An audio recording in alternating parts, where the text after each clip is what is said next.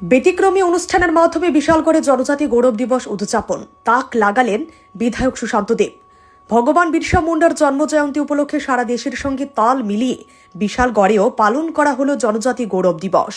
তবে এই বছর দিনটির উদযাপন ছিল একেবারেই ব্যতিক্রমী চিন্তা ও উদ্যোগের জন্য পরিচিত বিধায়ক সুশান্ত দেব এবারও নিজস্ব ভিন্ন আঙ্গিকে পালন করলেন এই বিশেষ দিন।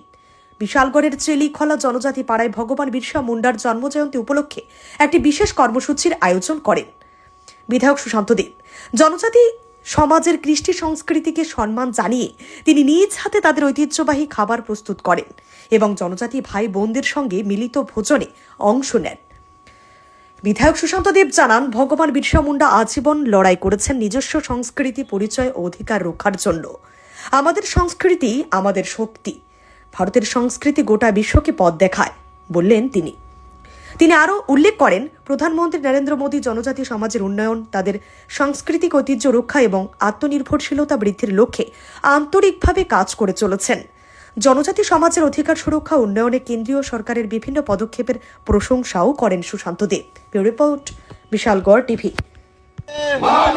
বিজেপি জিন্দাবাদ, বিজেপি জিন্দাবাদ, জনজাতি মোর্চা জিন্দাবাদ, জনজাতি মোর্চা জিন্দাবাদ, ভগবান বিরসা মুন্ডা জিন্দাবাদ, ভারত মাতা কি জয়।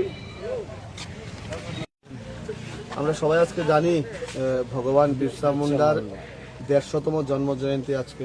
এই দিনটাকে আমরা জনজাতি গৌরব দিবস হিসেবে পালন করি। তো আজকে বিশালগড় বিধানসভা অন্তর্গত আমাদের এই চেলিখলা এলাকায় আমাদের 12 নং বুথে আমাদের যেই জনজাতি মোর্চার নেতৃত্বরা আছে, জনজাতি মোর্চার সভাপতি সহ আমাদের বুথ সভাপতি, অন্যান্য যারা সিনিয়র নেতৃত্বরা আছে, যে প্রত্যেকের সঙ্গে আমাদের কার্যকর্তাদের সঙ্গে, জনজাতি কার্যকর্তাদের সঙ্গে আজকে পুরোটা দিন কাটাই। ওনাদের সঙ্গে এই ভগবান বিরসা মুন্ডার জন্মজয়ন্তী উদযাপন করি এবং আমরা দুপুরের মধ্যাহ্ন ভোজনও সবাই একসঙ্গে করি। আগামী দিনে আমরা সবাই মিলে, আমি প্রত্যেকটা জায়গায় বলে থাকি, এই রাজ্যে জাতি জনজাতি প্রত্যেকটা অংশের নাগরিক মিলে আমরা এই রাজ্যকে শ্রেষ্ঠ রাজ্যে পরিণত করব, এই স্বপ্নের বিশালগড়কে শ্রেষ্ঠ বিশালগড়ে পরিণত করব।